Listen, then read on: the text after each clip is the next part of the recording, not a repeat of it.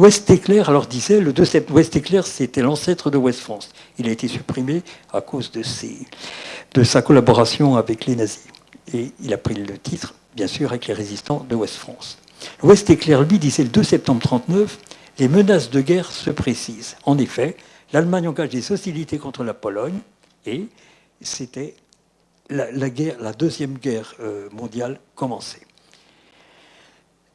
Nous allons passer rapidement. Il y a eu ce qu'on appelle, on le dit seulement, la drôle de guerre, pendant des gens comme mon père et comme beaucoup d'autres. Ils attendaient pendant des mois et des mois. Et puis d'un seul coup, la guerre est arrivée. Mais 40, au dépit de toute convention internationale, la Belgique, la Hollande, le Luxembourg étaient attaqués par surprise et l'Allemagne refaisait le même projet qu'en 14-18. Ils arrivaient en France à une vitesse incroyable. Le 14 juin 40, à la fin, on va la partie qui nous concerne le plus, le 14 juin 40, les troupes allemandes prennent Paris. Vers le 15 et le 16, ils étaient du côté du Mans. Et pour ce qui nous concerne ici, on va tourner un petit peu. Le 17 juin 40, ça avait marqué la population rennaise, c'est-à-dire qu'un tragique bombardement allemand était sur Rennes.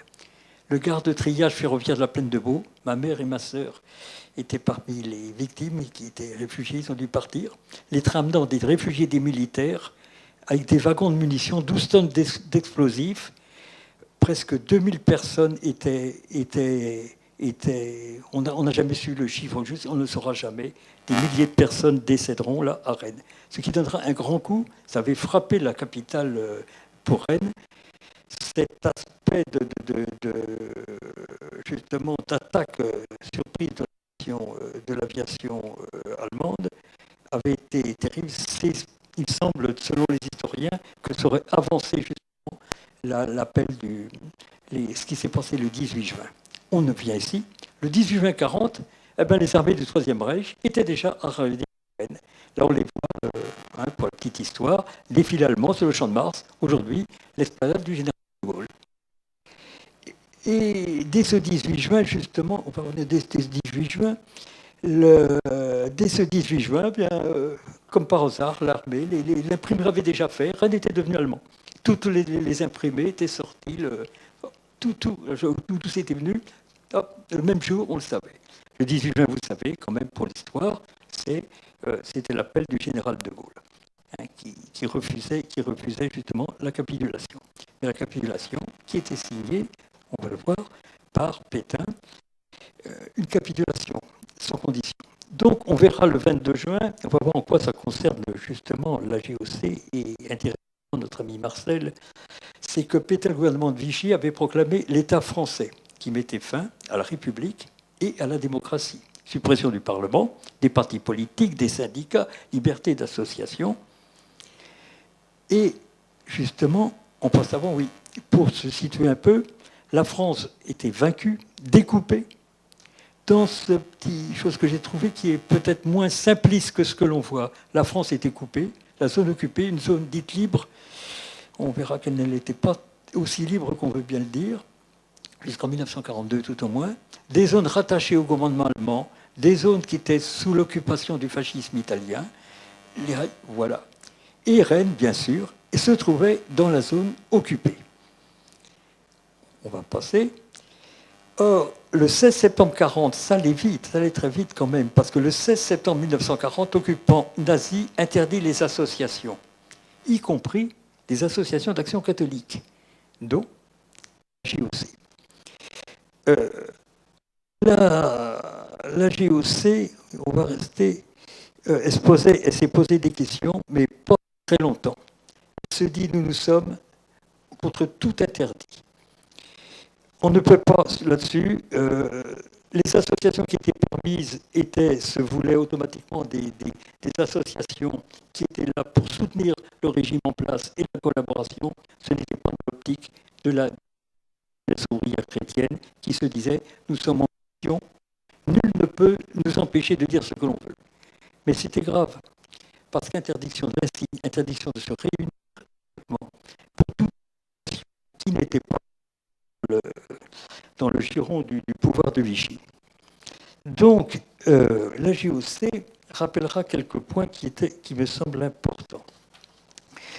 Alors, elle refusait de disparaître. Nous savions, dit... je vais retrouver, j'ai retrouvé tout ça dans un très bon livre, mais malheureusement, j'ai peur qu'on ne le retrouve plus. La JOC sous l'occupation allemande d'Henri Bourdet. Donc, la JOC continuera sa mission avec prudence dans une semi-clandestinité.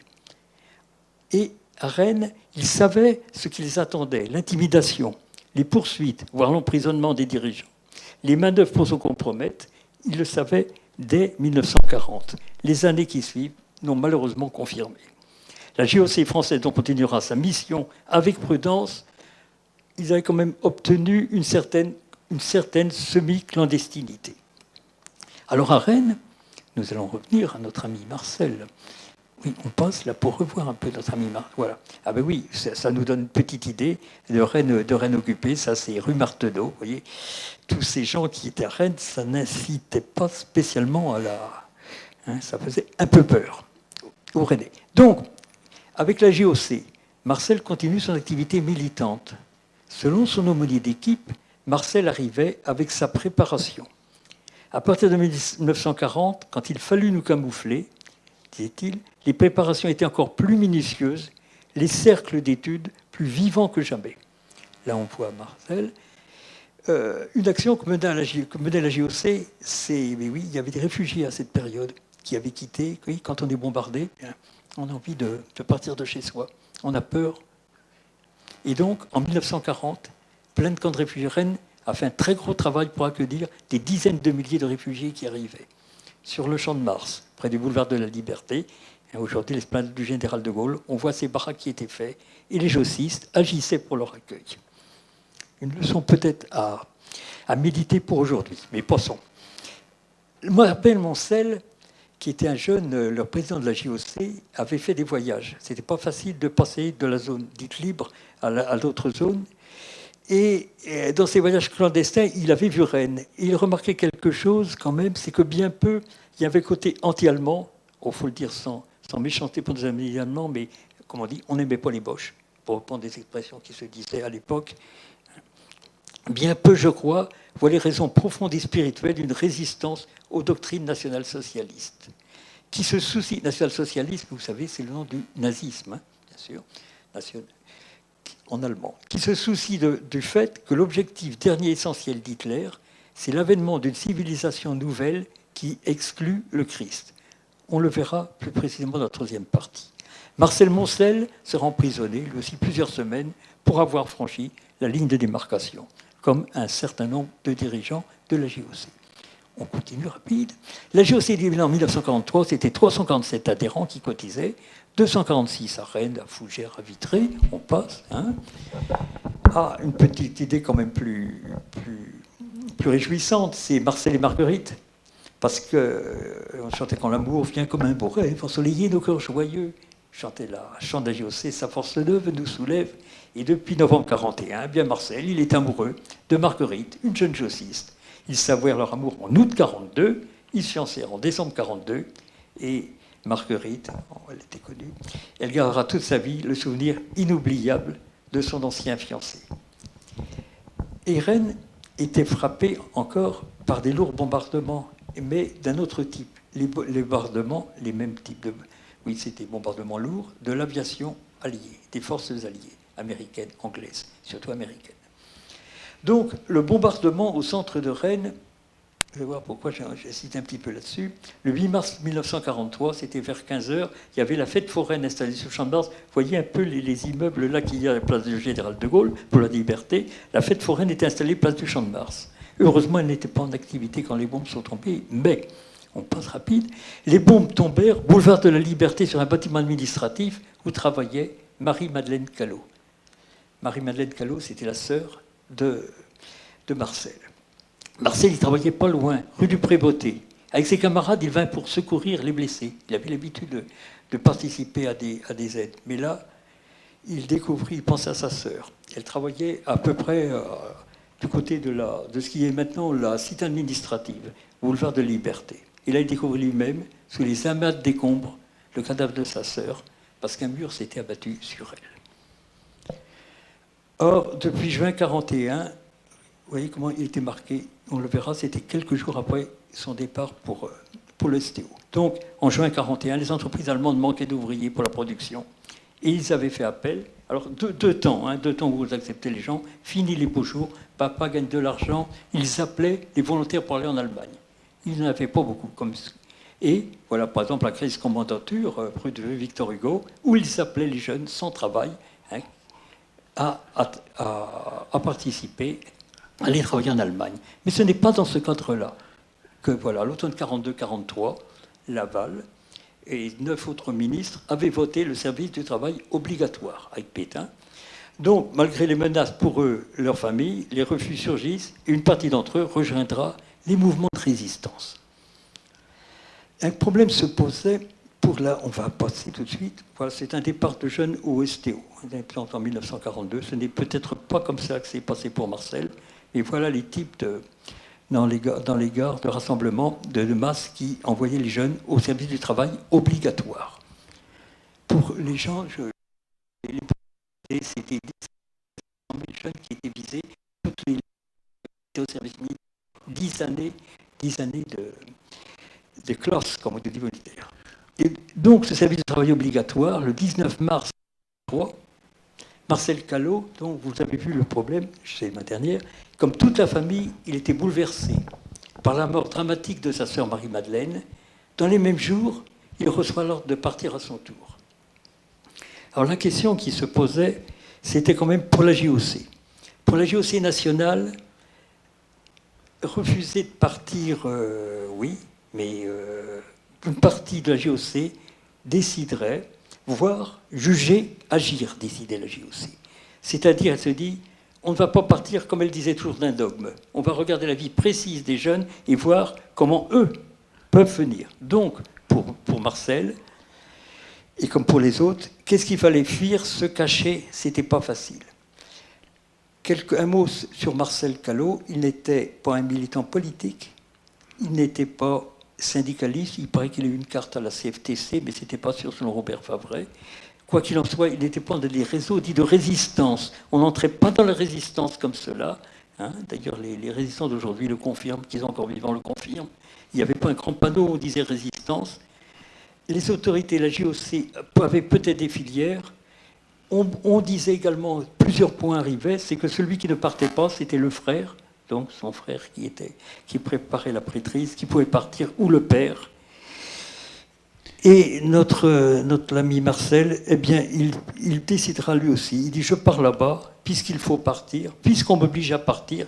Je répète encore, il n'était pas volontaire. Voilà. C'était obligatoire, j'arrête. Un ami au travail lui aurait dit, avant son départ, fais attention, là-bas, il faudra fermer sa gueule, parce qu'il le connaissait bien. La JOC nationale déclarait alors, l'offrande des sacrifices de la jeunesse ouvrière prépare pour demain la reconstruction d'un monde nouveau où régneront l'amour et la justice. Marcel ne reviendra plus jamais à Rennes. Merci Georges Plotot pour cette introduction historique qui nous permet de nous situer, de nous resituer dans cette époque particulièrement tourmentée, particulièrement douloureuse. Nous reviendrons justement sur cette question du départ volontaire de Marcel en Allemagne, parce que c'est quand même un sujet de débat qui perdure. Alors je vous propose maintenant d'écouter Maxence de Pluvier pour donc, les Scouts d'Europe. Alors je vais vous communiquer le micro. Voilà, donc 10 minutes, essayez de tenir dans un timing de 10 minutes, de façon à ce qu'on ait vraiment un temps d'échange ensuite, après les différentes interventions. Pour que ce ne soit pas une suite de monologues, mais que vraiment, il y ait des échanges, que les gens dans la salle et puis les internautes puissent poser des questions. Très bien. Alors, moi je m'appelle Maxence de Pluvier, j'ai 16 ans et je suis un scout d'Europe. Et quand on m'a demandé de venir pour faire cette intervention en essayant de mettre en lien des écrits de Marcel Callot et ma vie scout, j'ai essayé de me souvenir de la première fois que j'ai entendu parler de Marcel Callot. Et c'était à l'école, en cours de catéchèse. On avait appris la vie de Marcel Callot. Et j'ai eu un petit peu une double identification à lui parce qu'en tant que Rennais et scout, je me suis senti assez proche de lui. Et c'était la première fois que j'entendais parler d'un scout à l'école, et donc sa figure m'a pas mal inspiré, et c'est comme ça que je l'ai connu. Alors j'ai travaillé sur 2 textes de Marcel Callot. Le premier est un discours qui date de 1940, qu'il fait à ses camarades jossistes, et il y a plusieurs liens qu'on peut mettre en écho avec la vie d'un scout. Tout d'abord, il parle d'une certaine unité de son mouvement, d'une amitié très forte qui lie tous les jossistes, et c'est un petit peu la même avec des amitiés très intimes entre les camarades. Et je remarque que personnellement, au scout, c'est un petit peu la même chose. On a des amitiés très fortes, des liens qui se créent, et nous sommes soudés les uns vers les autres. Il y a vraiment une espèce d'unité dans le mouvement, et ce sont des amitiés qui ne durent pas qu'au scout, mais que l'on peut retrouver à l'extérieur. Il dit aussi qu'un jossiste est un jossiste partout, et c'est comme les scouts d'Europe, puisqu'on dit scout un jour, scout toujours. Et le premier principe des scouts est le devoir du scout commence à la maison. C'est-à-dire qu'on ne se restreint pas à une simple activité scout un week-end sur 2 ou une activité toutes les 3 semaines, mais c'est une chose qu'on fait à plein temps. Et il faut tout le temps suivre ce mode de vie à la maison, à l'école, à la messe et aux activités scouts. Il y a également, Marcel Callot parle de brimades que peuvent subir les camarades jossistes pour ce qu'ils sont. Et c'est vrai que c'est pas toujours facile, on peut parfois recevoir des moqueries de la part d'autres personnes pour ce qu'on est, que des personnes pensent des choses sur nous parce qu'on est scout, et s'imaginent des choses fausses, peuvent parfois nous brimer, mais il faut passer au-dessus de ça, et c'est un petit peu un lien également qui existe. Il présente aussi le mouvement des JOC comme un grand mouvement avec 120 000 jeunes recevant le journal des JOC. Alors les scouts d'Europe ne sont pas un aussi grand mouvement, mais il y a à peu près 30 à 35 000 jeunes en France, et c'est tout de même un mouvement qui rassemble de même sorte les jeunes autour de valeurs chrétiennes pour suivre le Christ et essayer de témoigner de ce message de foi tout autour d'eux. Et Marcel Callot parle ensuite du fait de réaliser la doctrine du Christ. Donc je reviens un petit peu à ce que je disais juste avant, témoigner du Christ. C'est également le 3e principe des scouts d'Europe. Fils de la chrétienté, le scout est fier de sa foi. Il travaille à établir le règne du Christ dans toute sa vie et dans le monde qui l'entoure. Donc ça veut dire qu'on suit les préceptes du Christ, car comme nous le savons, le but de chacun est de devenir un saint en suivant les préceptes enseignés par Jésus-Christ, et ça nous donne une raison de plus de suivre ces préceptes. Il y a également le fait d'être persévérant et courageux dans ce qu'on fait.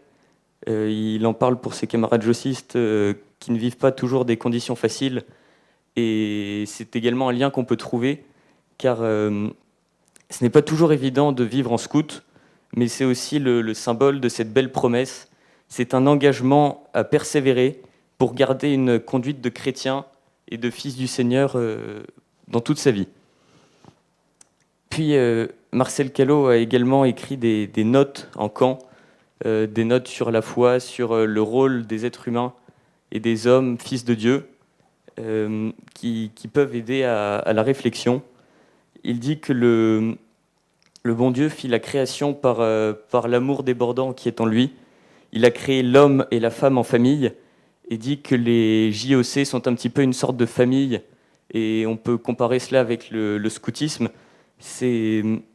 On recrée une famille avec l'amour débordant, c'est une grande famille, une communauté rassemblée par le Seigneur et pour le Seigneur, de jeunes qui partagent ces valeurs chrétiennes.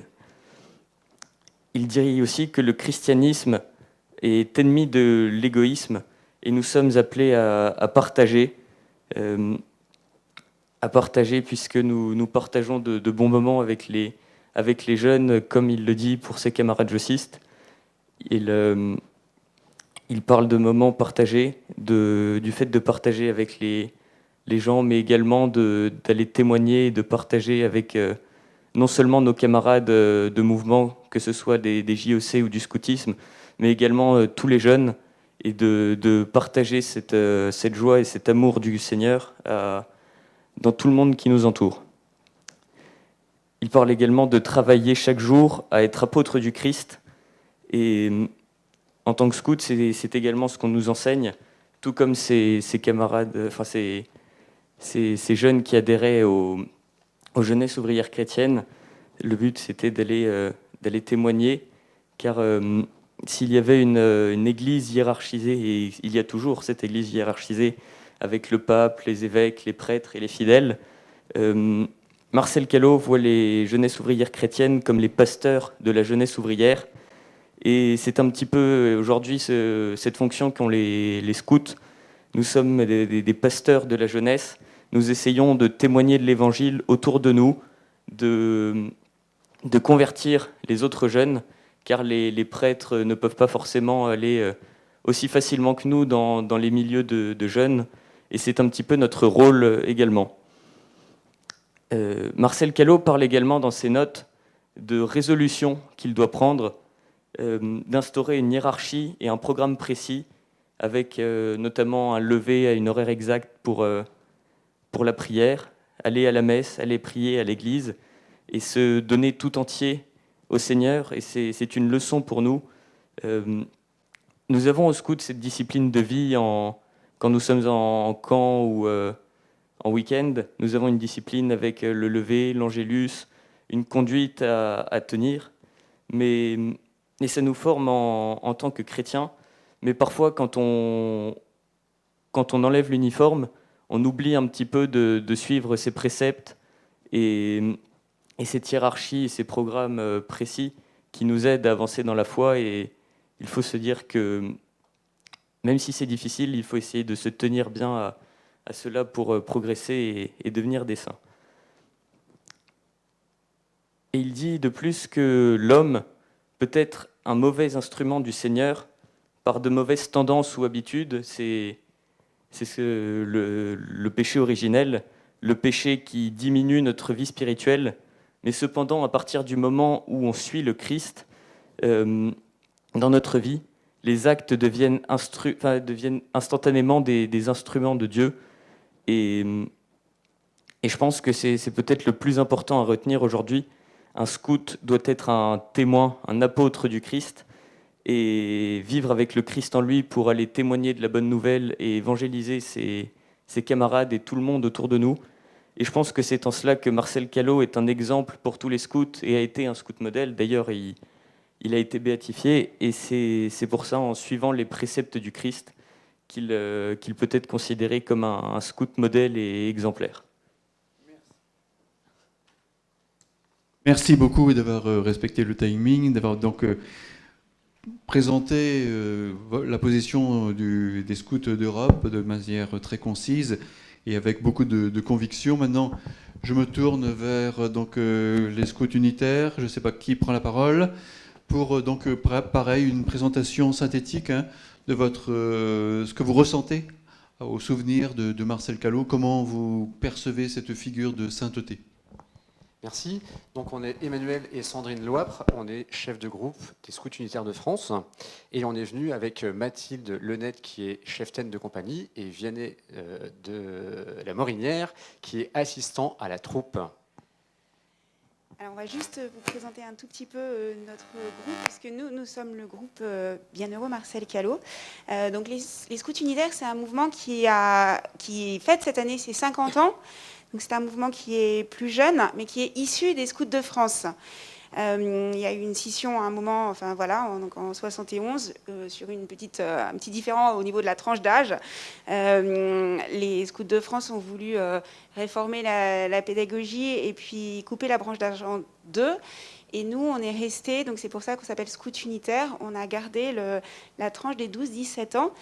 Et du coup, on vit un petit peu le même scoutisme que celui qu'a vécu Marcel Callot. Donc sur le groupe de Rennes. Donc à Rennes, il y a 5 groupes Scouts unitaires de France. Ça fait environ 500 jeunes, enfin 700 jeunes. Et donc nous sommes le 3e groupe créé en 2004. Et eh bien, nous avons eu la chance d'avoir comme nom le saint patron. Notre saint patron, c'est donc le bienheureux Marcel Callot. Et c'est pour ça qu'on a un foulard rouge, puisque le rouge, c'est la couleur du martyr. Donc Marcel Callot, pour nous, qu'est-ce que c'est?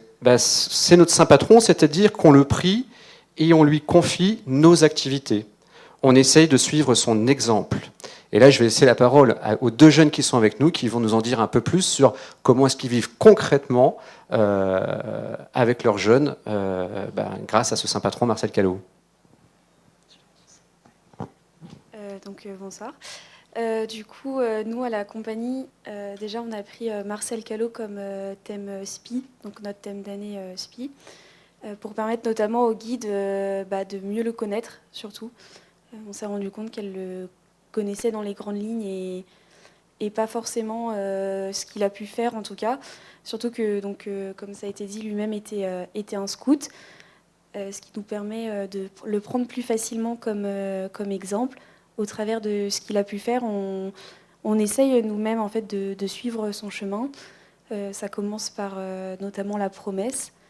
La promesse, donc Marcel avait aussi prononcé sa promesse, tout comme la plupart des guides, ce qui nous permet d'avoir un socle, on va dire, de base, en tout cas à suivre des grands principes avec une très jolie loi qu'on essaye de mettre en œuvre au quotidien, mais à chaque début d'activité, comme ça a été dit, on le prie pour qu'il permette en fait de nous aider à vivre une vie, en tout cas, davantage comme lui l'était, donc dans la fraternité, mais également au service d'autrui.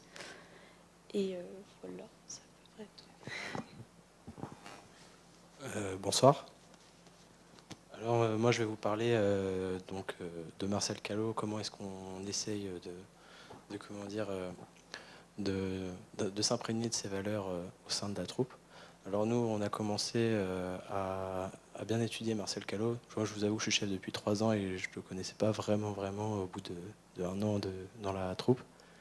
Et du coup on a vraiment commencé à travailler dessus l'année dernière pour préparer le centenaire de la naissance de Marcel Callot. Et donc du coup on avait fait une rencontre dans cette pièce-là avec Monseigneur Dornelas, et il nous avait commencé à nous apprendre tout ce qui fait de lui un saint, comme on peut dire.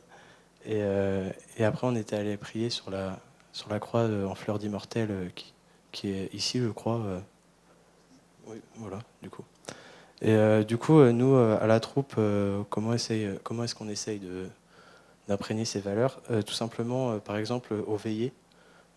Pendant le camp de l'année, il y a souvent des veillées tous les soirs. Et là, après la veillée, nous, ce qu'on fait, on a instauré un système depuis 2 ans. C'est-à-dire que le chef de troupe fait un speech sur un passage de la vie. L'année dernière, c'était Guy de la Rigaudy. Mais du coup, cette année, ça sera Marcel Callot. Et en fait, on expliquera bien en détail aux scouts comment dire. On parlera de tous les moments de sa vie qui font de lui un vrai scout, tout simplement. Comment être scout jusqu'au bout comme il l'a été. Et je ne sais pas trop quoi dire d'autre. J'avais d'autres idées. Donc vous voyez, en fait, dans notre groupe, Marcel Callot est très présent. Il est aussi présent auprès des aînés, auprès des chefs, puisque par exemple, il y a une dizaine de jours, nous sommes partis en week-end à vélo avec l'ensemble de nos aînés, les chefs, les routiers, ainsi de suite. Et en fait, pour commencer ce week-end, on est allé à la cathédrale, c'était le lieu de rendez-vous, et on a été à la chapelle de Marcel Callot, qui a été inaugurée il y a quelques semaines par Monseigneur Dornelas, pour lui confier notre activité, pour lui confier nos jeunes, pour lui confier l'ensemble des activités. Marcel Callot, il nous aide aussi à faire des rencontres extraordinaires. Par exemple, samedi prochain, on va avoir la chance d'avoir des scouts allemands qui vont venir de Francfort pour le 100e anniversaire de la naissance de Marcel Callot. Et donc, on a la chance de pouvoir les accueillir chez nous à la maison et de leur faire découvrir l'ensemble des chefs et de cheftaines lors d'une soirée samedi soir. Et donc, on compte sur vous pour être avec nous dimanche prochain à la cathédrale pour vivre ce 100e anniversaire de la naissance de Marcel Callot. Voilà. Donc, on a également lu on est parti aussi des mêmes textes, et c'est vrai que en quoi, on s'est demandé en quoi Marcel Callot pouvait être un exemple. Donc c'est vrai qu'on le suit, on le prie beaucoup, on essaie de suivre sa vie, mais en quoi vraiment il est un exemple pour nos jeunes scouts? Tout simplement parce que déjà, on a cette grande chance d'avoir un saint patron qui est comme les jeunes, qui vit le même scoutisme, qui a été jeune, qui a été rené ici. Et en fait, pour nous, ce qui nous touche vraiment dans la vie de Marcel Callot, c'est qu'il a une sainteté simple. Il est une sainteté du quotidien. Dans les textes qu'on a lus là, il dit le bonheur est dans l'acceptation de notre tâche de chaque jour. L'homme est créé pour la gloire de Dieu et il rend gloire à Dieu dans la mesure où il fait sa part dans la réalisation du plan divin sur la terre. Marcel Callot se voulait un apôtre et voilà, il est mort martyr et c'est en cela qu'il a été béatifié, mais dans toute sa vie, dans toute sa jeunesse, on sent qu'il était vraiment déjà un apôtre. Moi, ce qui me touche beaucoup dans la vie de Marcel Callot, c'est qu'il est au quotidien avec le Christ. Il parle dans un autre texte d'un ami fidèle qui ne le quitte pas. Et voilà, c'est en ça qu'on le propose comme exemple à nos jeunes. Vraiment pouvoir vivre en chrétien, pouvoir vivre jusqu'au bout la promesse, l'engagement de scout, pouvoir vivre jusqu'au bout la loi scout et avoir conscience que le Christ vit à nos côtés.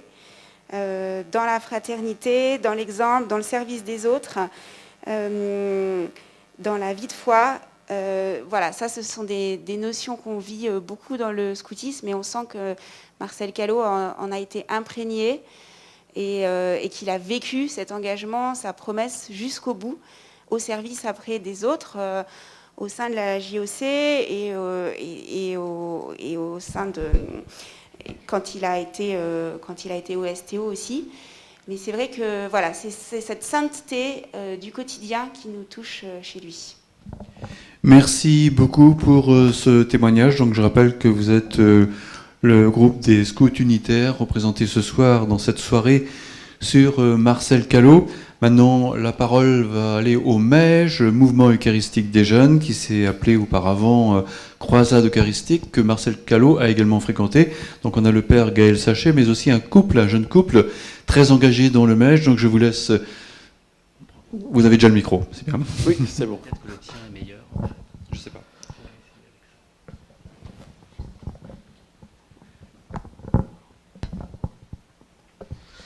Alors bonsoir, donc je suis Gaël Sachet, prêtre à Saint-Malo et aumônier diocésain du MEJ.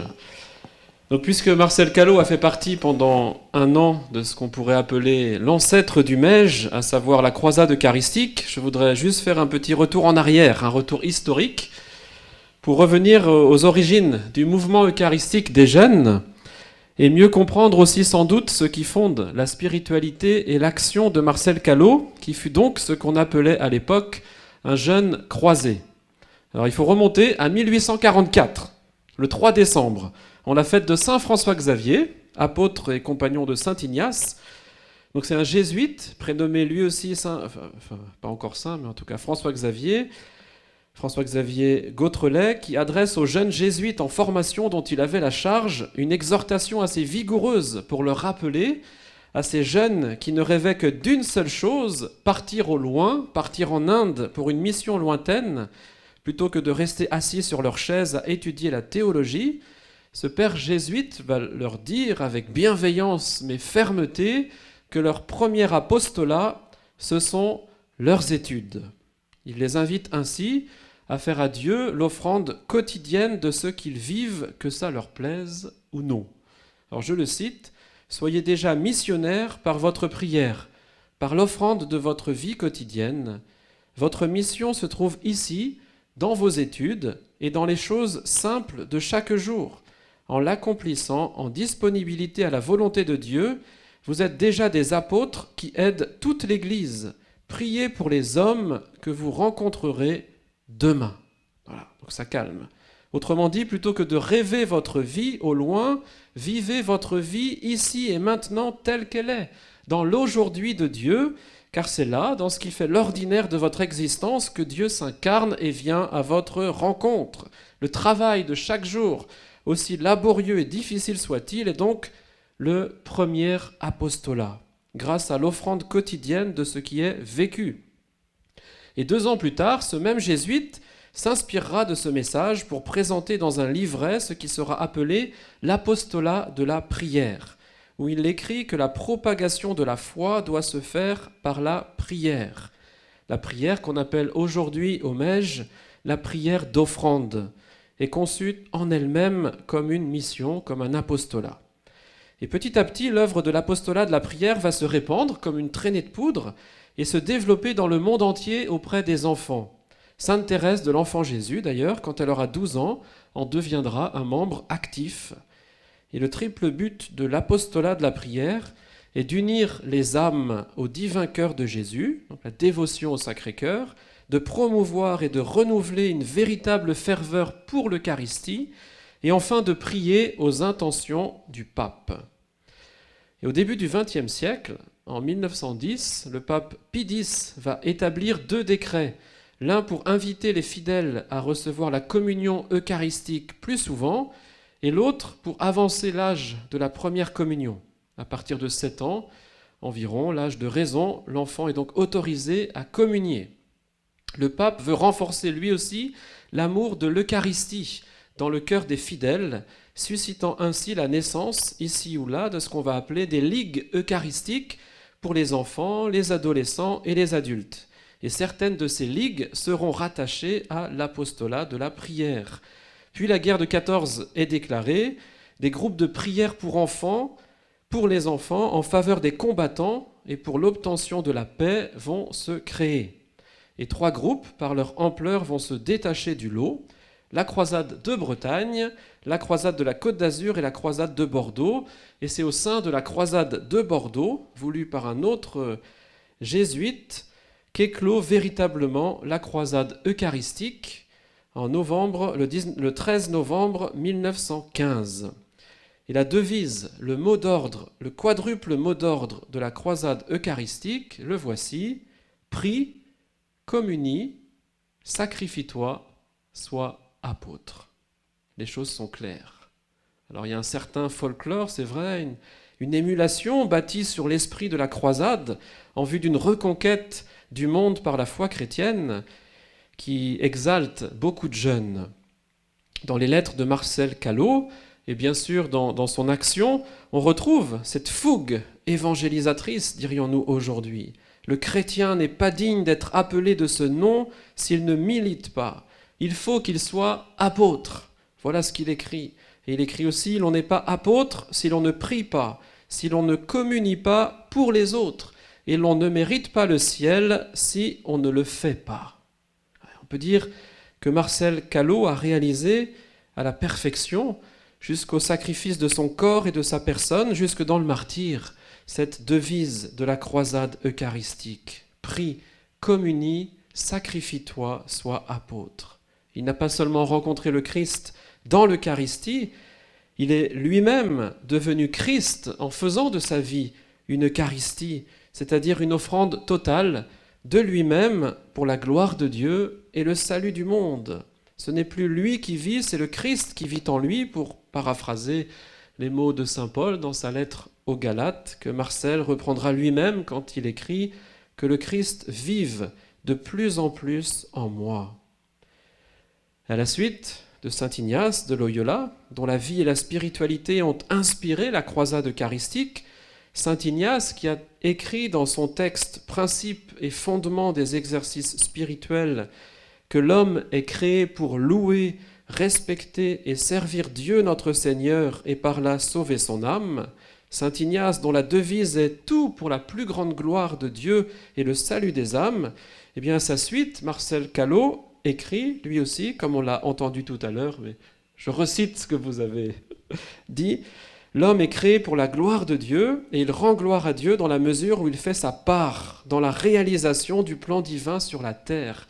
Il prend sa part. » Marcel a fait sa part, il a pris sa part de pain eucharistique et sa part de responsabilité.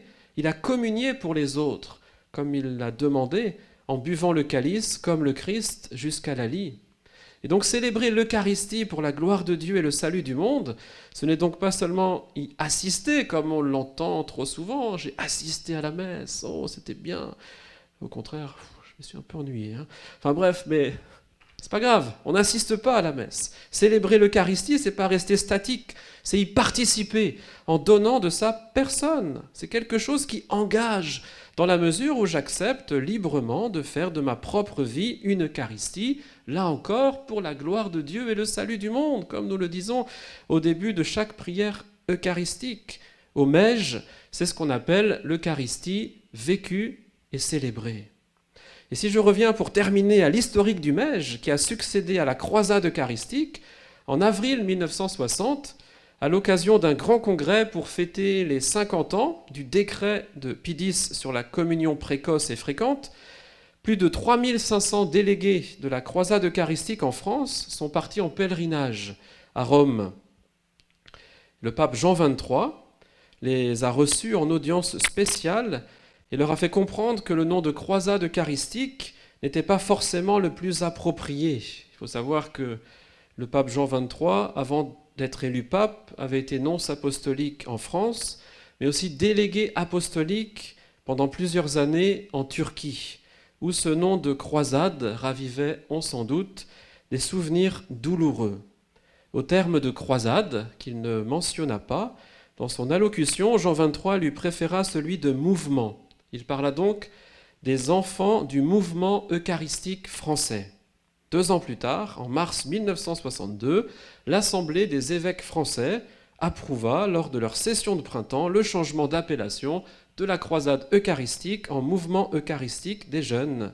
Ainsi naissait le Mège, il y a donc presque 60 ans maintenant. L'année prochaine, on va célébrer nos noces de diamant. Et je trouve que le terme de mouvement est vraiment bien approprié parce que si le mégiste, comme nous l'a enseigné Marcel Callot, est appelé à faire de sa vie une Eucharistie, c'est pour entrer dans le mouvement même de Jésus, dans le mouvement eucharistique de Jésus. Le mouvement eucharistique, c'est tout ce qui nous met en mouvement, tout ce qui nous fait entrer dans la dynamique même du Christ, mort et ressuscité, dans la dynamique eucharistique du don de soi. Le Christ se reçoit du Père pour se donner à nous. Et si nous le recevons avec foi, avec ferveur, avec amour, dans sa parole et dans l'hostie consacrée, c'est pour nous donner à lui et nous donner aux autres, fidèlement et joyeusement. Le mouvement de l'Eucharistie, le mouvement de Jésus, c'est le mouvement de la charité, le mouvement de l'abaissement, de l'humilité, qui va jusqu'au don de soi. Jésus, ayant aimé les siens qui étaient dans le monde, les aima jusqu'au bout, jusqu'à se mettre à genoux devant ses disciples pour leur laver les pieds, jusqu'à aller sur la croix. Vivre l'Eucharistie, entrer dans le mouvement eucharistique de Jésus, c'est accepter de se laisser laver les pieds, et donc accepter de se laisser aimer par Jésus, pour que son amour infini, reçu dans l'Eucharistie, nous mette en route, nous mette en chemin, comme apôtres, comme témoins. C'est un mot qu'on emploie souvent au Mège, celui de témoin, comme disciples missionnaires, comme le dirait notre pape François, vers nos frères et sœurs, afin de leur partager notre joie de vivre, notre joie de croire. Cela passe par notre témoignage, mais aussi par un regard bienveillant, porté sur ce monde tel qu'il est, et non pas tel qu'on le rêve non plus, porté sur les autres, par l'amitié, la convivialité, la joie communicative. En résumé, suivant l'étymologie du mot Eucharistie, le Mège invite chaque jeune à faire de sa vie une action de grâce. Cela signifie reconnaître la présence et l'amour de Dieu dans sa vie, dans les rencontres et dans les événements du monde, ce qu'on fait au Mège à l'aide de la relecture, et en particulier ce fameux stop carnet. On prend quelques instants à chaque réunion d'équipe, quelques minutes pour s'arrêter, écrire et relire sa vie, et répondre ainsi à l'appel de Dieu par une offrande de toute sa personne pour être témoin de ce qu'on a vu et entendu, et faire alors de notre vie un oui d'amour offert à Dieu pour les autres. Toute la vie du Christ a été eucharistique. Toute la vie de Marcel Callot a été eucharistique. Le Mège aide les jeunes à entrer de plus en plus pleinement dans ce mystère eucharistique. Il les aide à prendre conscience peu à peu que l'Eucharistie n'est pas seulement un temps de célébration à l'Église, mais une célébration quotidienne. une manière de vivre dont la messe est la source et le sommet.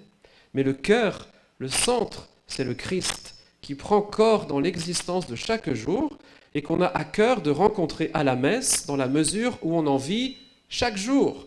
N'est-ce pas aussi ce que Marcel Callot disait ? Ma vie illumine ma messe illumine ma vie. Eucharistie sacramentelle et Eucharistie existentielle ne font qu'un dans la vie de Marcel. Et normalement, eh bien, ça ne devrait aussi faire qu'un dans la vie du mégiste et dans la vie du chrétien. Merci beaucoup pour cette présentation enthousiaste du mouvement eucharistique des jeunes et donc de la vie de Marcel directement.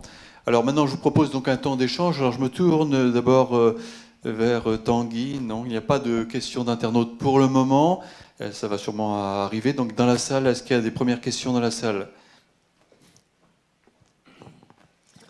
Merci pour vos témoignages. Et en fait, Marcel Callot a eu la chance de participer à 3, donc les JEC, c'est ça, donc les scouts et le MEJ. Qu'est-ce qui, ça c'est le rêve pour des parents de pouvoir permettre à leurs enfants de participer à plusieurs mouvements. Mais qu'est-ce qui a fait que Marcel Callot a eu la chance de vivre dans ces mouvements ? Voilà, donc la diversité des mouvements, le contexte de l'époque, est-ce que vous le connaissez un petit peu ? Vous avez peut-être travaillé la vie de Marcel, ou Georges Plotot peut-être peut rajouter quelque chose. Enfin, en tous les cas, cette diversité de mouvements, parce que comme le scoutisme, la JOC, bon, peut-être qu'à l'époque ça se ressemblait un peu, je ne sais pas. Qu'est-ce que vous en pensez ? Comment vous sentez les choses ? Vous avez toujours un micro ? Oui.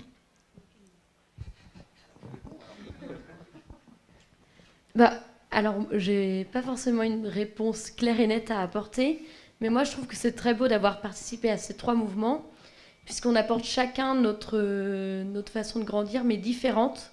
Et enfin là même, avec la présentation qu'on vient d'avoir, je pense qu'on est très complémentaires dans ce qu'on peut proposer. Et moi je sais que ma foi s'est construite vraiment en participant à ces mouvements qui sont pour les jeunes. Et je pense que c'est vraiment ça qui fait grandir les jeunes chrétiens. Une autre réaction par rapport à ça, par rapport à la diversité des mouvements, ça peut éveiller des choses assez différentes entre la JOC, l'engagement dans le monde du travail et puis le scoutisme. Est-ce que vous avez des... J'apporte juste un petit éclairage historique. Effectivement, les biographes racontent que Marcel Callot a envisagé la JOC comme sa route, c'est-à-dire comme le prolongement de son engagement scout. Voilà. Et puis à l'époque, évidemment, la JOC était un mouvement très dynamique, et donc le jeune abbé qui arrivait à Saint-Aubin l'a un peu pris dans son escarcelle. Mais il y avait une continuité vraiment du coup entre les 2 mouvements pour Marcel. Très bien. Alors peut-être une autre question ? Une chose qu'on peut dire éventuellement aussi, c'est que finalement, dans le scoutisme, c'est le service. Je pense qu'à la JOC, c'était le service aussi. Et puis au MEJ, il était aussi dans le service. Je crois que c'était un grand serviteur de Dieu, et c'était aussi un grand serviteur des autres. Mais il a éprouvé le besoin quand même d'être présent dans ces 2 mouvements, alors qu'il aurait pu s'engager à fond dans un seul. Dans ces 3 mouvements. 3 mouvements. 3 mouvements. Voilà. Oui, c'était quasiment en même temps, parce qu'il était jeune, donc il n'a pas... Oui. En fait, je crois qu'il a commencé par le scoutisme, et puis après ça, il a continué avec les JOC, et le MEJ devait être même avant. Il a commencé au MEJ, ensuite il a fait du scoutisme, et il a fini avec la JOC. Je me permets de rajouter, j'ai relu récemment, quand il est parti au STO, il avait sur lui, il est parti, donc, comme vous le savez, enfin, c'est assez connu, il a dit « je pars comme missionnaire ». Et il est parti avec à la fois sur lui son insigne de la JOC et son insigne scout. Donc voilà, je pense qu'il avait cet ancrage dans les 2 mouvements qui était la base de son service et de sa vocation de missionnaire et d'apôtre. Et je pense que le MEJ, c'est aussi... tout ça aussi, c'est un tout. Je crois que les 3 lui ont beaucoup apporté. Voilà. Une autre question ? Est-ce qu'on peut envisager ou espérer qu'un jeune d'aujourd'hui fasse partie d'un mouvement scout et d'un mouvement Mège en même temps.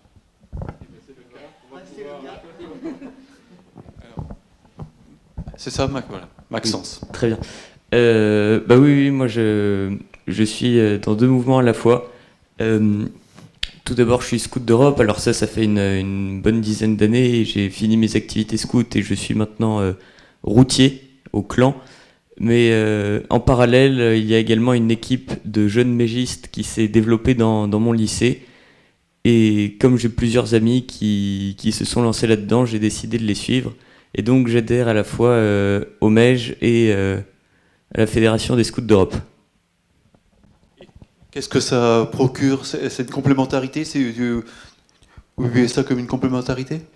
À vrai dire, c'est vrai que ça peut être assez complémentaire dans le sens où le scoutisme, pour l'instant, j'ai eu principalement une activité de scout et pas de routier.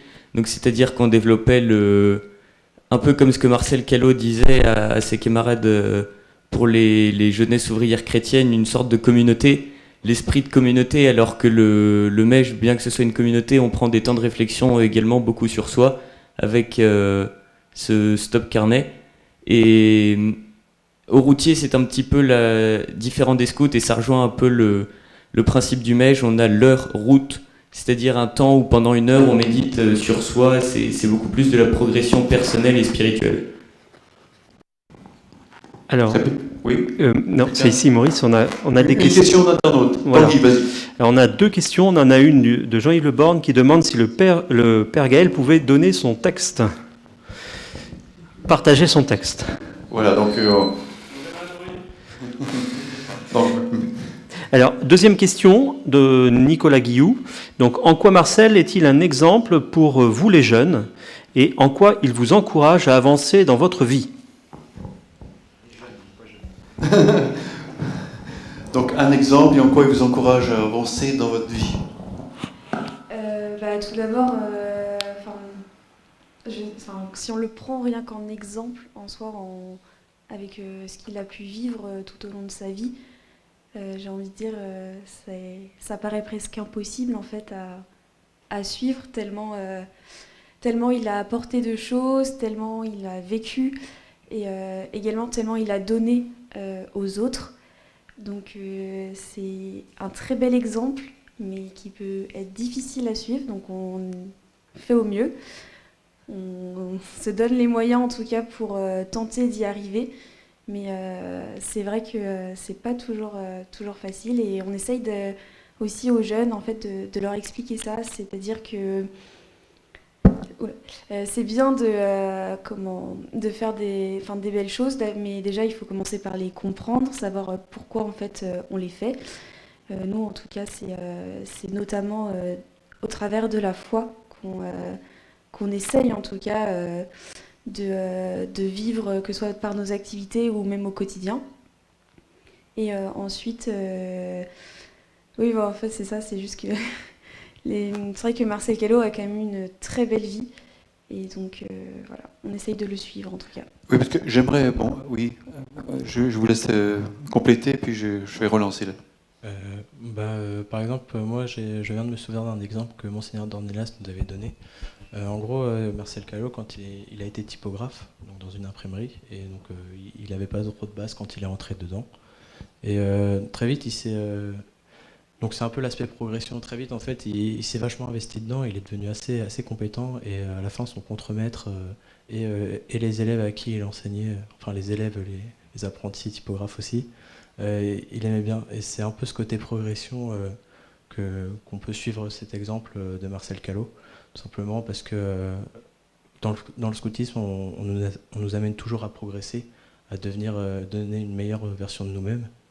Et voilà quoi. Alors il y a une question qui revient souvent, hein, pour rebondir un peu sur la question de l'internaute, donc Nicolas Guillou. Marcel, exemple, pour les jeunes aujourd'hui, il parle vraiment aux jeunes d'aujourd'hui, parce que quand même, il était très pieux, il allait à la messe tous les jours, c'est quand même rarissime quand même aujourd'hui. Il y avait comme une façon de vivre très différente d'aujourd'hui. Donc, Ça ne crée pas de distance Par exemple, nous, à la troupe, pour mon cas personnel, on essaye vachement de faire souvent des prières. Genre, moi, je me rappelle quand je faisais mes années scouts, il n'y avait pas autant de prières. Et donc, on a vraiment mis un peu l'axe sur la prière. Et justement, moi, je pense que ça donne des effets positifs parce que ça amène que la bonne ambiance. Et ça donne une certaine rigueur à suivre. Et là, c'est la prière quand vous êtes en mouvement. Avec Marcel, il est à la messe tous les jours. Donc même lui, personnellement, dans sa vie... Après la plupart des scouts qui sont quand même dans notre groupe, on sait qu'ils vont à la messe tous les dimanches. Après, c'est vrai, il y en a qui n'y vont pas. On fait de nos mieux. Quoi, donc vous n'avez pas le sentiment d'une distance. Au contraire, vous avez le sentiment d'une proximité avec lui, bien qu'il était dans un monde complètement différent. Il y a peut-être d'autres personnes, Jonathan et puis Élise. Je trouve que, on retient souvent Marcel Callot pour son engagement tout ce qu'il a pu vivre au SOT et malheureusement au STO, merci, et pour sa fin de vie en martyr. Mais avant ça, c'était un homme qui était aussi très engagé dans la société de son temps et auprès de ses frères ouvriers.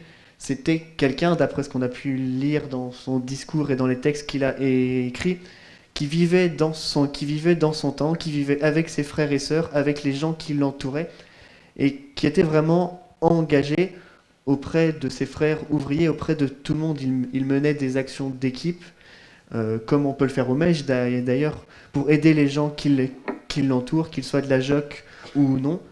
Et donc je pense que c'est vraiment son côté homme de son temps, engagé et vraiment missionnaire dans sa vie quotidienne, et ce qu'on peut vivre aussi plus simplement. Je pense que les jeunes d'aujourd'hui, c'est très difficile d'imaginer ce qu'il a pu vivre quand il était malheureusement en Allemagne, mais on peut plus se projeter dans tous les engagements qu'il a pu avoir à Rennes. Voilà. Est-ce qu'il y a une autre question dans la salle ? Ou parmi les internautes? Pas de questions parmi les internautes. Alors, il y a une question qui revient quand même souvent à propos de Marcel Callot. Quand j'ai parlé de cette soirée autour de moi, la question du départ volontaire au service de travail en Allemagne. Alors, il s'agissait de travailler dans une usine qui fabriquait des armes. Donc, comment vous, les jeunes d'aujourd'hui, là, vous percevez ça? Enfin, cette démarche de Marcel Callot, c'était quand même grave comme décision. Bon, alors, s'il est resté en France, on l'a dit tout à l'heure, la famille risquait donc une répression assez sévère, terrible. Mais quand même, vous, jeunes, les uns et les autres, ou moins jeunes, mais comment vous percevez, comment vous analysez ça, comment vous interprétez ça? En fait, Marcel Callot, il est parti comme missionnaire quand il est parti en Allemagne. Moi, c'est ce que j'ai retenu, c'est qu'il est vraiment parti comme un missionnaire. Il est parti au service de ses frères. Et je pense que c'est comme ça pour moi, c'est la continuité du scoutisme. Il est parti comme s'il faisait un service, comme on fait un service quand on est routier. Et donc, il est parti au service de ses frères. Il est parti au service des autres. Et c'est sûrement pour ça qu'il est devenu bien heureux et qu'il sera un jour saint. Oui. Autre complément de réponse? Moi, j'ai eu le sentiment que dans sa décision, il y avait aussi le fait de ne pas vouloir être défaitiste. Ça y est, je vais travailler. Il avait voulu garder l'espérance. Et même après, tout au long de la période où il était en Allemagne, il était là pour rassurer. Et c'était un frère pour les autres. Et donc moi, je retiens vraiment cette vision un peu positive. Je sais qu'au Mège, on aime bien voir le monde en 3B. Le beau, le bien, le bon. Et lui, malgré tout le contexte, il a su garder l'espérance. Donc, garder l'espérance, oui. Georges, plutôt. Là, oui. Donc, question, vous avez sûrement travaillé beaucoup entre jocistes. Oui, on m'a demandé d'intervenir. Oui, attention d'employer le mot volontaire quand même. J'ai expliqué plusieurs fois que c'était obligatoire. C'était le service du travail obligatoire. Donc, devant cette interdiction, dont j'ai essayé de rappeler là, quand même, c'est vraiment complexe, c'est cette interdiction qu'il y avait, quelle devait être la position des jocistes? avec les prêtres qui étaient là, la JOC s'est posé des questions. Mais comme je l'ai répété, elle ne savait pas, et ça c'est la JOC, voir, juger, agir. Regardez d'abord la vie des personnes, ce qu'on peut faire dans le concret. Ce n'est pas dégager des beaux textes, des belles choses, c'est joli, mais il faut d'abord coller avec la vie. Or, la vie des jeunes, qu'est-ce qu'elle était, telle qu'elle était, hein? Que pouvait faire un jeune qui était là? Cette idée-là a été lancée par la JOC. Si vous partez, j'ai essayé de le répéter un peu, vous partez là, le mot missionnaire est là pour refaire votre travail de JOC là-bas. La même question s'est posée, je le dirais presque, quand vous étiez en Algérie. Doit-on ou non partir aussi? C'est des questions qui se posent, que j'ai vues à la JOC en 61, qui se posaient. Je suis parti plus tard, mais c'était de dire, est-ce qu'on conteste justement cela? Qu'est-ce qu'on peut faire? Or, l'idée de la JOC, c'était justement d'être présent avec les personnes. Il aurait pu choisir, d'autres ont fait un autre choix, on le verra après, des centaines de jeunes de la JOC ont été dans la résistance. Mais c'est un autre cas qui correspond d'ailleurs pas seulement à la JOC, aux 51 jeunes, je l'ai rappelé, ces 50 autres jeunes comme lui, j'ai rappelé les scouts la dernière fois, des séminaristes, des jocistes, qui, à cause des décrets que nous avons vus, se sont retrouvés. Nous ne parlons pas là des 51, bien sûr, une précision quand même, mais qui n'est pas des personnes qui, par leur engagement, ont été dans des mouvements de résistance. On parle des gens qui ont été condamnés pour action, on le verra après, pour action catholique. Et vous voyez donc, c'est un choix qu'il a fait, et tel que je vois Marcel Callot, moi je me pose la question inverse, je ne vois pas pourquoi, là il n'aurait pas, dans la circonstance que je vous ai dit, surtout il a attendu quelques moments, parce qu'il n'avait même pas parlé à ses parents avec l'histoire de sa sœur sur laquelle j'ai dit. Il faut regarder les questions concrètes avec des personnes. Je vois mal Marcel Callot entrer dans la résistance.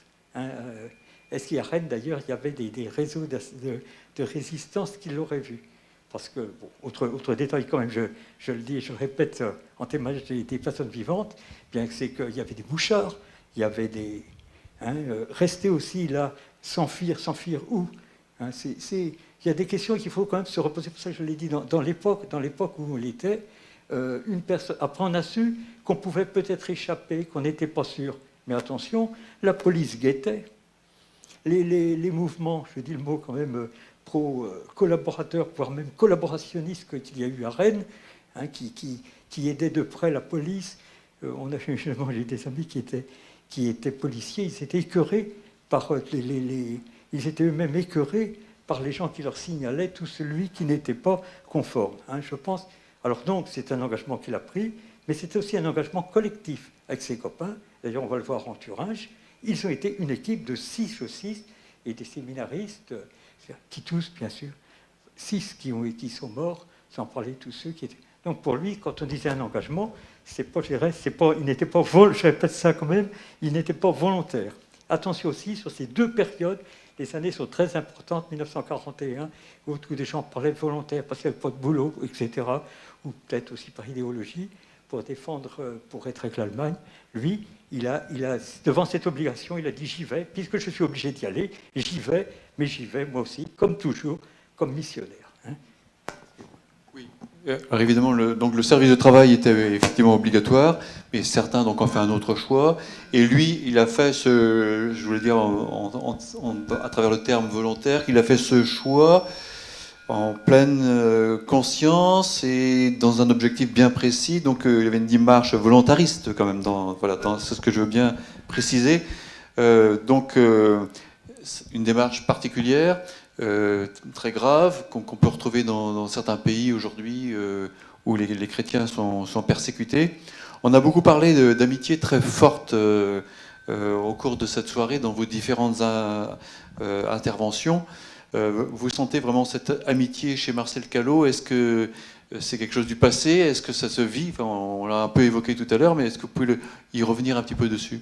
Et vraiment ces liens que l'on peut créer dans un mouvement et qui peuvent durer peut-être toute une vie. Élise et Jonathan, pour le Mège. Bon, alors, c'est vrai que personnellement, j'ai lié un lien un peu plus d'amitié avec une mégiste, mais voilà. C'est vrai que, ouais, je pense que c'est un peu pareil. Pour la vie, exactement. Je pense que c'est un peu le cas dans tous les mouvements aussi, mais au Mège, pour l'avoir vécu, J'ai commencé le mèche quand j'avais 7 ans, donc j'ai vraiment grandi avec. Et on rencontre des amis qu'on voit régulièrement, mais une fois par mois à peu près, donc c'est pas très souvent quand on est enfant, mais il y a toujours un lien qui se crée, un lien sacré, si bien que nos amis mégistes, on a une relation très particulière avec eux en fait, parce que on sait qu'on vit des moments qui sont des vrais moments de qualité à chaque fois.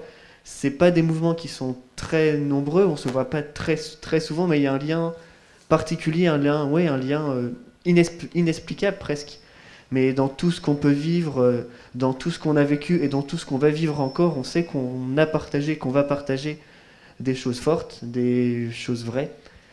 Et donc c'est ça qui nous aide vraiment, je trouve, et qui nous relie là encore à Marcel Callot, dans tout ce qu'il a pu dire, dans tout ce qu'il a pu écrire, que les relations qu'il avait avec ses amis jossistes et qu'il essayait de vivre avec chacun d'entre nous étaient des relations vraies. Et je pense que c'est ce que ces mouvements nous permettent de vivre au jour le jour. Oui, Élise ?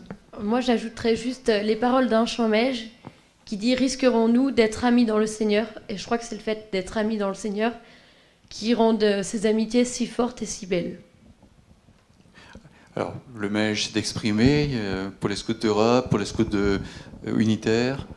Donc, cette question de l'amitié.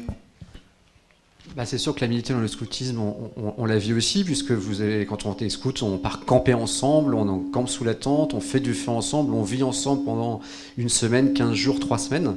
Donc forcément, il y a des liens qui se tissent. Et écoutez, aujourd'hui, moi j'ai la chance d'avoir encore des amis qui ont été scouts avec moi et on vit une vraie fraternité ensemble. J'ai une épouse avec qui je me suis marié qui était aussi scout. Donc vous voyez, c'est exactement comme au Mège. Et chez les scouts d'Europe ? C'est vrai que moi aussi j'ai commencé dans mon mouvement très jeune comme Jonathan. J'ai commencé le scoutisme à 8 ans et j'y suis encore également. Et depuis que j'ai commencé, j'ai rencontré des personnes avec qui je m'entends toujours, qui sont devenus maintenant des amis très proches au scout et que je voyais également à côté, parfois à l'école, dans des relations de voisinage ou amicales, et également d'autres amis que nous avons réussi à faire venir au scout et ça permet aussi de lier un peu les deux, donc des amis qu'on se fait au scout, des amitiés qui restent, mais également des amis que l'on amène à faire découvrir le scoutisme, et ça c'est assez important aussi, et c'est un peu ce dont parlait aussi Marcel Callot quand il disait que lui et ses camarades jossistes, comme avec les scouts, devaient être les pasteurs pour la jeunesse, un peu avec nos amis, essayer de leur faire découvrir ces mouvements-là. Alors on est dans une société très sécularisée aujourd'hui, c'est parfois difficile de vivre en chrétien. Quand on est dans son mouvement, ça va. Quand on est à l'extérieur, c'est parfois plus compliqué. Tout à l'heure, l'un de vous a parlé des brimades, il faut passer par-dessus. Est-ce que vous ressentez ça aujourd'hui dans les différents mouvements où vous êtes, Maxence, peut-être, puisque vous avez le micro? Très bien. Oui, alors pas forcément... dans les mouvements, oui, c'est sûr que ça va, on est ensemble, mais à l'extérieur... Ça peut être un peu un cocon, quoi, le mouvement. Oui. Là, c'est une protection, quoi.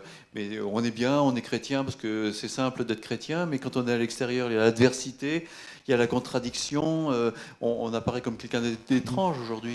Oui, c'est vrai. Aujourd'hui, parfois on peut être vu un petit peu bizarrement ou de manière étrange quand on dit que l'on fait du scoutisme ou qu'on est catholique. Ce n'est plus la majorité des gens qui l'est. Et c'est vrai que parfois les gens peuvent avoir un regard assez étrange ou penser des choses avec certains stéréotypes sur les catholiques ou les scouts. Mais c'est vrai que comme le scoutisme et sa foi, c'est quelque chose qui se vit au quotidien, une fois qu'on l'assume, c'est quelque chose qui devient assez facile à surpasser les brimades ou les gens qui nous déconsidèrent un petit peu pour cela. Et oui, c'est ça, une fois qu'on assume notre vie de scout, de chrétien, d'engagé, ces remarques peuvent passer complètement inaperçues et on les oublie très rapidement. Et même essayer de témoigner, d'expliquer à ces gens qui ne comprennent pas toujours, de leur faire comprendre ces mouvements, notre engagement, essayer de témoigner et de partager l'évangile. bien faire le lien entre vos deux questions, justement. Je pense que cette fraternité qui est vécue dans le scoutisme est une vraie force et que, justement, elle peut permettre de vivre des moments très forts de foi et de partage entre jeunes dans la fraternité et de trouver vraiment là-dedans une vraie force pour après aller dans le monde. Et nous, en tant que chef de groupe, notre mission principale, c'est de s'occuper des chefs. Et vraiment, on sent chez ces jeunes qui donnent du temps pour s'occuper des plus petits, on sent vraiment une grande force. Et c'est un vrai bonheur d'être chef de groupe et de les accompagner. Et je pense que l'exemple... on sent vraiment chez eux cette envie d'y aller, d'être missionnaire, d'être apôtre. C'est pas toujours facile, tu l'as dit Mathilde, c'est pas toujours facile, mais la fraternité et la force du mouvement fait que leur donne vraiment cette confiance. Et vraiment, il y a de très belles choses, ils vivent de très belles choses. Et je pense que après, quand on vit ça en tant que jeune, on garde cette force toute sa vie. On avait aussi Marcel Callot qui... on a dit qu'il était trop catholique. Écoutez, nous, ce qu'on souhaite, c'est que nos chefs soient trop catholiques aussi. Donc, on y travaille tous les jours. Du côté du Mège, pas de brimade ou il y a des brimades, enfin des remarques un peu ironiques sur ce que vous vivez en mouvement? Moi, effectivement, j'ai plus eu à titre personnel des remarques un peu ironiques, mais pas forcément méchantes, mais plus d'étonnement. À toi, t'es catholique? Moi, je t'imaginais pas catho, dis donc. Voilà, plus de ce type-là. Mais je pense que pour rejoindre ce qui a été dit avant, c'est vrai que dans nos mouvements, on peut vivre une vraie fraternité, de vrais moments de qualité, et que cette fraternité qu'on vit, avec laquelle on a grandi, quand on arrive à la retranscrire dans la vie de tous les jours, parce que comme le disait Marcel Callot, qui était un jostiste même dans la vie réelle, nous aussi on reste mégiliste, on reste scout même dans notre vie de tous les jours. Et donc quand on porte cette fraternité-là et tout ce qu'on peut y vivre avec les personnes autour de nous qui ne sont pas forcément croyantes, moi personnellement j'ai senti qu'il se passait quand même des choses parfois en face de moi, et j'ai eu des discussions très très intéressantes avec des amis qui n'étaient absolument pas catholiques, justement au sujet de la foi. Parce que des jeunes comme nous qui s'engagent, qui sont très présents, ça pose question, et c'est notre rôle de témoin aussi. Voilà, être témoin, être signe dans la société, un signe qui interpelle. Il ne s'agit pas forcément d'aller déballer toutes ses affaires, ses convictions aux autres, mais être signe et donc interpeller. Et à ce moment-là, il y a un dialogue qui peut se nouer. C'est ça, c'est exactement comme ça que je le ressens. Élise. Et moi, je voudrais ajouter, alors on s'est mariés cet été avec Jonathan, et donc dans nos amis, on va dire, on a peut-être la moitié catholique et l'autre moitié qui ne connaissent pas du tout la religion. Enfin, ils la connaissent, mais ils ne la pratiquent pas du tout. Et on était très heureux, du coup, de montrer une église vivante lors de la célébration eucharistique. On a eu énormément de retours positifs, parce qu'ils avaient l'image d'une église poussiéreuse, voilà. Et c'était une vraie joie de pouvoir être témoin du Christ ainsi. Donc vous incarnez la foi dans votre jeunesse. En toute modestie, oui, on pense. Je ne sais pas s'il y a d'autres questions d'internautes. En tous les cas, moi j'ai encore 3 mots que j'ai notés au cours de cette soirée, sur lesquels j'aimerais bien vous faire réagir avant 10h. La persévérance, c'est bien sans doute un des gros problèmes de notre société aujourd'hui, dans tous les domaines, pas seulement dans le domaine de la foi. Alors, il y a un certain nombre de jeunes quand même qui font des expériences de foi dans des grands rassemblements, c'est festif, c'est porteur, c'est entraînant. Puis après, c'est compliqué d'aller dans une paroisse, même dans sa famille, ou avec ses copains. Oh là là, qu'est-ce qu'ils vont penser de moi, etc., etc. Donc la persévérance, est-ce que c'est un mot qui vous parle, l'inscription dans la durée? Alors on commence par les scouts unitaires. Déjà, en tant que scout, déjà nous on a toujours eu ce mot d'ordre de persévérance. En tout cas, essayer dès qu'il y a un obstacle qui peut se mettre sur notre chemin, et plutôt que de faire demi-tour, on va au contraire essayer d'aller au-delà. On va faire des efforts, on va essayer de c'est ça, on va puiser dans nos forces, qu'elles soient individuelles, mais aussi avec le groupe, en fait. Le groupe va aussi accompagner pour justement qu'on puisse atteindre, en tout cas, le but espéré. Et persévérance aussi en tout cas dans ma vie quotidienne. C'est notamment grâce à des amis, par exemple, que j'ai vraiment commencé à aller à la messe toutes les semaines. Et du coup, c'est pareil, je dirais que eux ont persévéré Oui, persévérer. persévérer en me disant bah non mais viens, t'as bien aimé la dernière fois, tu vas voir, ça va être aussi bien cette semaine. Et je dirais que ça, pour moi aussi du coup ça a été une question de persévérance du coup à me dire soit le dimanche matin ou le samedi soir plutôt que de faire autre chose, et bien je prends ce temps-là pour aller à la messe et je me dis voilà, c'est toutes les semaines, il faut vraiment que je te garde ce temps-là et continue à y aller en tout cas le plus souvent. Ça va pas forcément de choix, quoi. Il faut quand même avoir une démarche un peu volontaire pour accepter d'entrer dans cette démarche. Alors peut-être du côté des scouts d'Europe, la persévérance, ça parle? Oui, bien. J'en parlais justement avec les mots de Marcel Callot sur la persévérance. C'est pas toujours facile de vivre en tant que scout, en tant que chrétien, d'avoir un vrai mode de vie de fils de Dieu. Et on nous apprend justement cette persévérance, de savoir se donner de soi, s'engager dans la persévérance pour essayer de vivre en fils du Seigneur, et que ce soit dans sa vie personnelle ou même avec des amis. Par exemple, avec un ami avec qui je suis au scout depuis une dizaine d'années. Nous sommes dans une paroisse de campagne et on a relancé tous les deux à l'aide d'un séminariste l'année dernière qui est devenu prêtre en juin dernier, et avec entre 5 et 10 garçons, nous avons relancé un service de servant de chœur.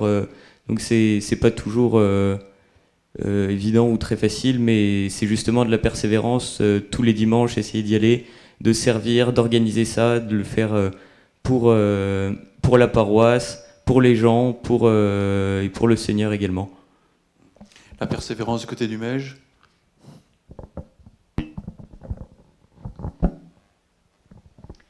Alors justement, vous évoquiez les grands rassemblements, et moi j'avoue que c'est dans ces grands rassemblements que je puise l'énergie pour ensuite être persévérante. Et pour moi, c'est un tremplin pour ma foi. Alors là, on rentre de Marseille où il y avait 1500 jeunes, et du coup, on est plus que motivés pour vivre notre foi là où on est et chez nous, au quotidien. Alors, autre mot, là, peut-être, on va avoir le temps d'évoquer 2 mots rapidement. Le mot sacrifice. Alors Marcel est allé jusqu'au bout du sacrifice. Bon, tout le monde n'est pas forcément appelé à aller jusque-là. Il y a quand même parfois une dimension de sacrifice, parce qu'on sent bien, là vous dites, bon, il faut que je fasse des efforts quand même, donc on sent qu'il faut sacrifier quelque chose au profit d'une autre chose, pour un plus grand bien. Est-ce que cette notion de sacrifice aujourd'hui dans notre société, ça vous parle? Alors je dirais qu'au Mège, on a une devise aussi qui s'applique bien à ça, c'est tout donner, mais tout recevoir. C'est vrai que dans les engagements, dans les mouvements qu'on peut vivre, on donne énormément. On donne énormément de temps aussi, parce que on a tous une vie à côté de nos engagements, mais on y passe quand même un certain nombre d'heures. Mais tout ce qu'on donne, on le reçoit au centuple, que ça soit tous les dimanches matins où on s'est levé très tôt quand on était jeune pour aller en rassemblement. Bon, très tôt, je parle de 8 heures, ça paraît peut-être pas très tôt pour tout le monde, mais... Et ça nous a fait énormément grandir. Et je dirais que voilà, tout cet engagement, tout ce qu'on peut donner, on reçoit aussi beaucoup plus. Voilà. Sacrifice, toujours. Qui va se sacrifier pour expliquer? Sacrifice. Un gros mot, hein? Pas simple, hein? Non, franchement, je vois pas trop... Non? Par le sacrifice, je dirais que, comme vous l'évoquez, aujourd'hui, je pense que la plupart des gens ont peut-être du mal justement à se dire je vais sacrifier, par exemple, je sais pas, mon confort personnel au profit d'autres choses. Par exemple, je vais prendre un cas concret. On parle beaucoup du réchauffement climatique. Certains acceptent de sacrifier une partie de la consommation courante dans notre société, tout ce qui est valorisé au profit d'un idéal pour préserver la planète et le climat. Donc c'est un exemple de sacrifice moderne qui ne fait pas du tout ringard. Oui, exactement. Et puis même nous, en fait, on essaye aussi, par exemple avec les guides, on leur dit... ce week-end, donc on se voit, on va faire un week-end de combat, très bien. Et quand elles ont des services à faire, par exemple, je sais pas, service de bois, d'eau, feu, enfin tendance, tout ça, et on leur dit souvent, elles peuvent rechigner un peu à le faire. Ah non, mais j'aurais plutôt préféré faire celui-là plutôt que celui-là. Non. Donc il faut accepter. Exactement, c'est ce qu'on leur dit, c'est ça, c'est entre guillemets, tu voulais vraiment le faire. Mais en fait, quelqu'un d'autre va le faire parce que c'est plus simple. Donc c'est ça. Et puis aussi, je pense qu'au travers des week-ends, justement, c'est le fait de sacrifier aussi le confort qu'on peut avoir en fait chez nous, puisque souvent le soir, c'est sous la tente. Donc, c'est moins confortable. Voilà, c'est pas tout à fait pareil. C'est cool quand même. Oui, ouais. On y retourne, donc c'est quand même bien. En hiver, c'est peut-être plus compliqué, mais bon. Oh, ça va. Ça va. Bon, d'accord. Du côté des scouts d'Europe, sacrifice.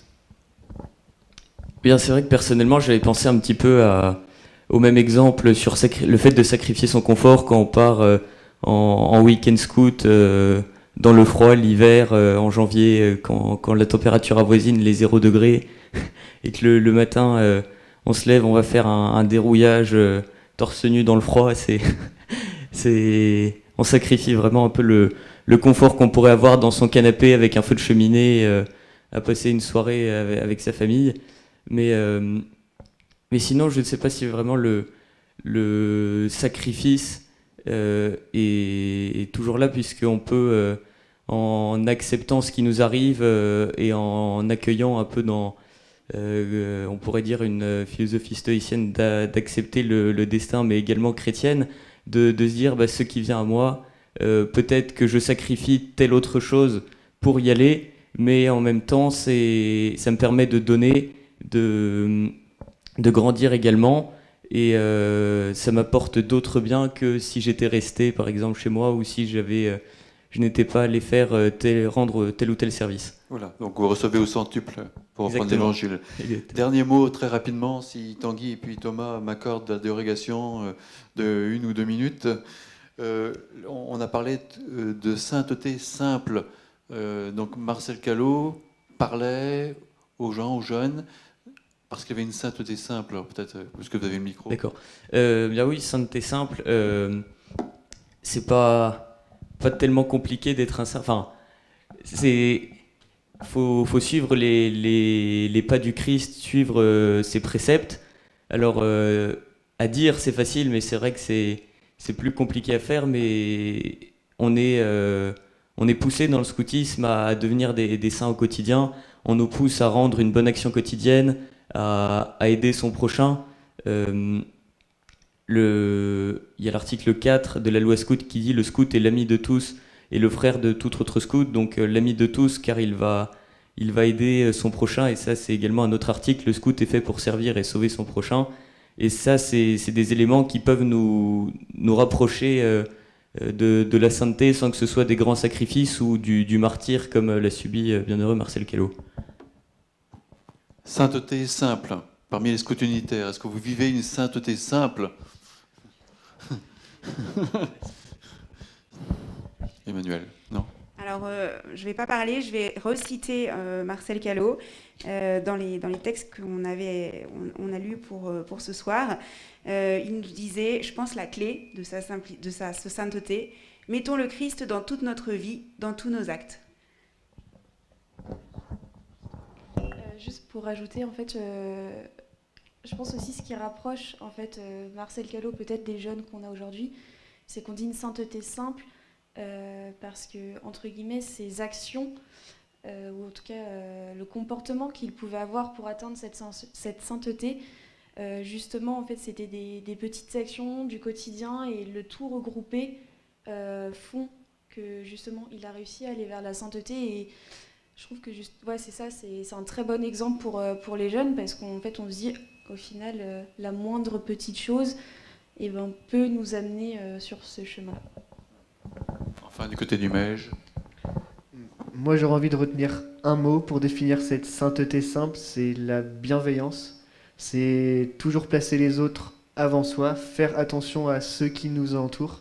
Et je pense que c'est un des principes que Marcel Callot a essayé de mettre en place, plutôt penser au bonheur et se mettre au service des autres dans toutes les petites actions du quotidien. Voilà, très belle conclusion pour cette soirée. Donc, seconde soirée en présentiel et sur YouTube de l'Institut de formation théologique pour faire découvrir la figure de sainteté de Marcel Callot. Prochain rendez-vous donc le mercredi 8 décembre à la même heure. Alors, merci à Georges Plotot pour cet éclairage très intéressant sur la période de 1939-1943 de la vie de Marcel Callot. Le contexte historique était très important à comprendre justement pour interpréter, bien comprendre un peu ce qui s'est passé et puis rejoindre davantage donc, les jeunes. Tous les jeunes qui ont donc témoigné, Scouts d'Europe, Scouts unitaires et mouvement eucharistique des jeunes. Merci beaucoup pour votre participation et la réponse à toutes ces questions qui sans doute ne manqueront pas d'éveiller d'autres jeunes qui ont été donc à l'écoute sur Internet. Merci beaucoup.